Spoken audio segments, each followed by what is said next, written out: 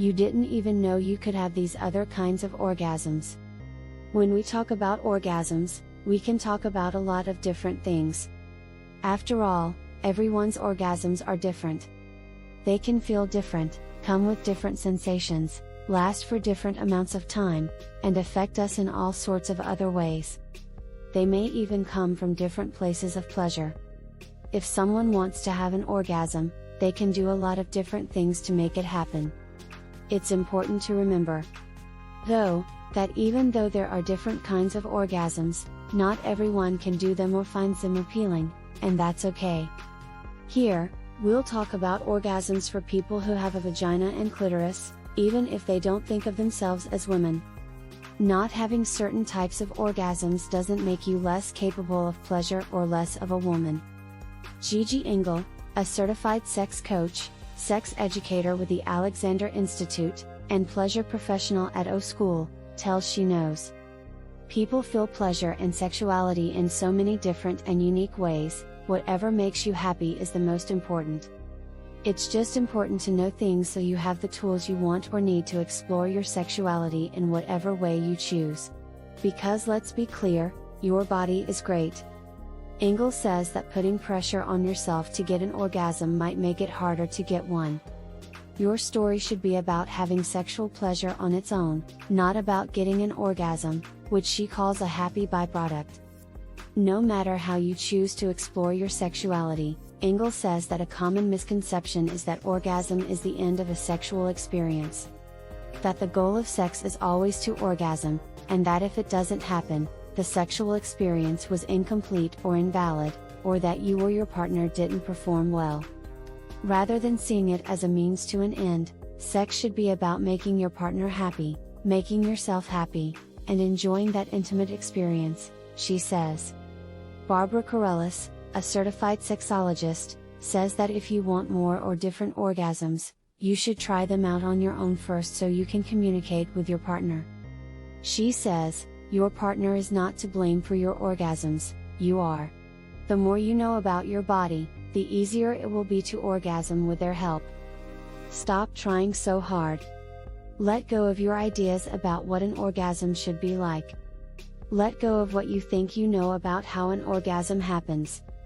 If it feels good, do it. If it doesn't feel good, stop.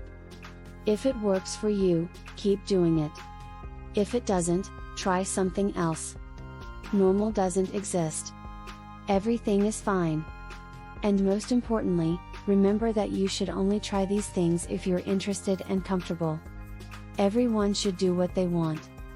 So, here are 6 possible side effects of sexual pleasure that you may or may not want to try at some point. Energy orgasm. It can be erotic to have an energy orgasm. What happens during an energy orgasm is unique. Corellis says that an energy orgasm releases tension in both the body and the mind and can sometimes help people connect with the spirit. Corellis leads workshops on conscious sexuality that are based on Tantra and are for both individuals and groups. She's also written 3 books about it. She says, an energy orgasm is the kind of orgasm we have when we suddenly let go of all the tension and energy we've been holding on to. In a lot of ways, it's like the physical volcanic orgasm, which has a quick buildup, a quick release, and a cool down. The biggest difference is that it doesn't feel as localized.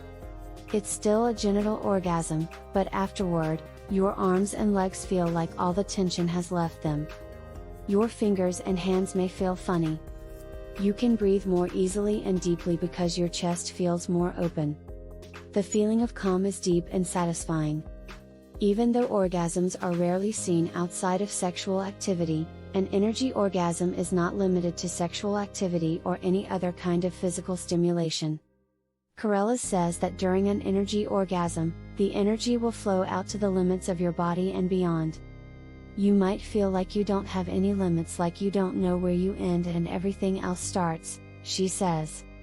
You might feel like you're in a kind of parallel universe where everything is beautiful, quiet, and connected peacefully.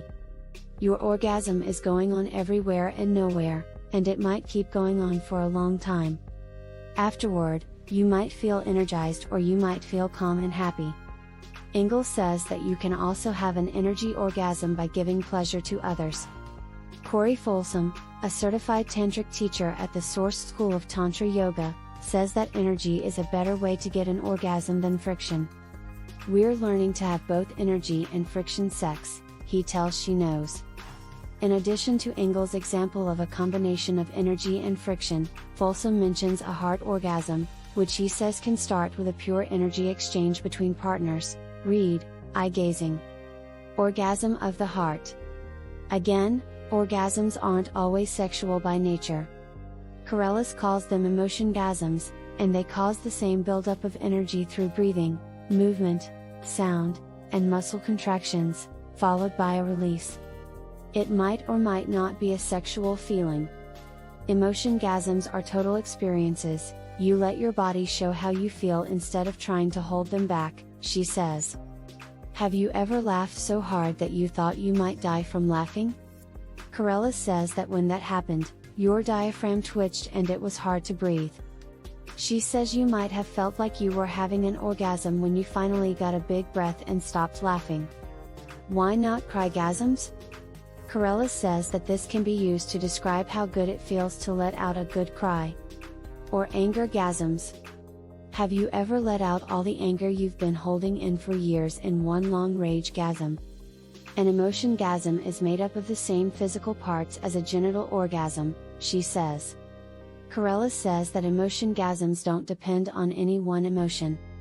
To reach an emotion-gasm, you have to be pretty focused, though. And that focus can be on feelings that are not sexual or on sexual feelings. Nipple orgasm. It is well known that the nipples are erogenous areas, but it is less well known that women may be able to get an orgasm by stimulating themselves on purpose. Many studies going back to the early 1950s, like one published in 2011 in the journal Sexual and Relationship Therapy, show that nipple stimulation can lead to orgasm. Engel says, to have a nipple orgasm, you need to have a lot of trust in your partner and a lot of patience and empathy, because it can be very emotionally intense and a little nerve-wracking. Women are already under enough pressure to have an orgasm as it is. So, if you try to have one strangely, it might not work unless you're with someone you trust and are close to. So how can someone have a nipple orgasm? Engel says that the brain is the body's largest sex organ and that all the nerve endings from the nipples and genitals connect in the brain. Your nipples, in particular, have a nerve ending that goes straight to the clitoral network, Engel says. This is because they are a specific erogenous zone. When you touch the nipples, these nerves are sent to the clitoris. According to a 2011 article in the Journal of Sexual Medicine, sensory activity from the breast goes to the same neurons that receive sensory activity from the genitals. These neurons produce and release oxytocin in the same way. No matter what part of the body causes an orgasm, it all happens in the brain, and different parts of the brain, says Corellis. From a neurological point of view, orgasm seems similar to meditation in that the parts of the brain that are active depend in part on what kind of stimulus brought us to the state of meditation or orgasm.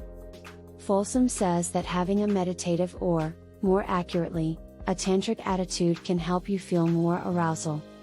When we tune up our bodies and practice paying attention, we can have different kinds of orgasms, like waves of pleasure that come from our nipples, hearts, and G-spots, he says. The feeling from any of these pleasure centers can be moved to the crown chakra, which gives your brain a pleasure wash. This gives us the same kind of pleasure that we usually get from our private parts. Zone orgasm. Contrary to what most people think, some people can have an orgasm without having their genitalia touched. A 2011 study called an orgasm that doesn't happen in the genital area a zone orgasm. This is an orgasm that happens when a sensitive spot or zone on a person's body that isn't usually used for erotic stimulation is stimulated to a peak. The study polled 216 people and was published in the journal Sexual and Relationship Therapy. Of the 216 people polled, 31 women said they'd had a zone orgasm, with many of them feeling it when their neck, earlobes, underarms, hips, thighs, toes, and fingers were stimulated. Some women have said that all they had to do was a kiss to get an orgasm, Ingalls says that the backs of the knees and the insides of the thighs are great places to start when looking for erogenous zones. The back of the neck, behind the ears, and even the scalp can be very erogenous. Starting with a sensual head scratch can wake up your sexual desire and get the juices flowing.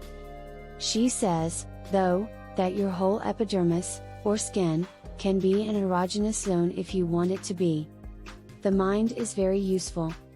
I think people focus too much on finding these magical erogenous zones when, in reality, anything can be an erogenous zone if you want it to be and believe it enough, Ingalls says.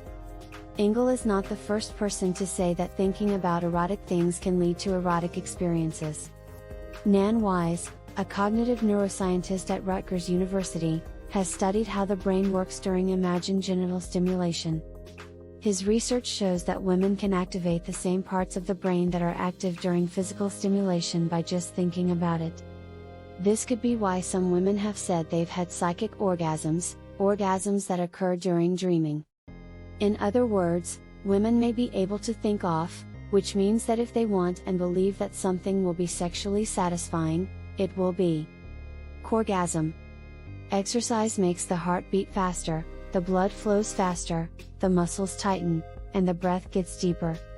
That sounds a lot like an orgasm, which could be why some women are having them when they do it. In 2012, a study from Indiana University was published in the journal Sexual and Relationship Therapy. It found that exercise can cause orgasms, which are often called corgasms because they are usually caused by abdominal exercises. Researchers gave an online survey to 124 women who said the exercise had caused them to have orgasms and 246 women who said the exercise had caused them to feel sexual pleasure. They looked at women between the ages of 18 and 63 and found that about 40% of the women who had orgasms or sexual pleasure because of exercise had done so more than 10 times. Most of them, 51.4% of them, said that they had an orgasm while doing abdominal exercises in the past 90 days.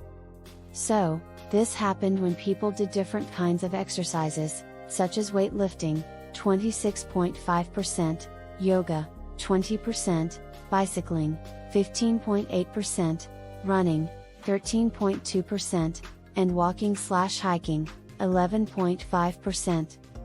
9.6%. Exercise-caused orgasms are still being studied to find out why they happen, but like all orgasms, their intensity can change with each breath. Breath is a powerful tool that can make any enjoyable experience even better. Folsom says that tantric breath practices can make any kind of orgasmic feeling stronger and last longer. For example, a 5-second orgasm can be stretched out to 30 seconds.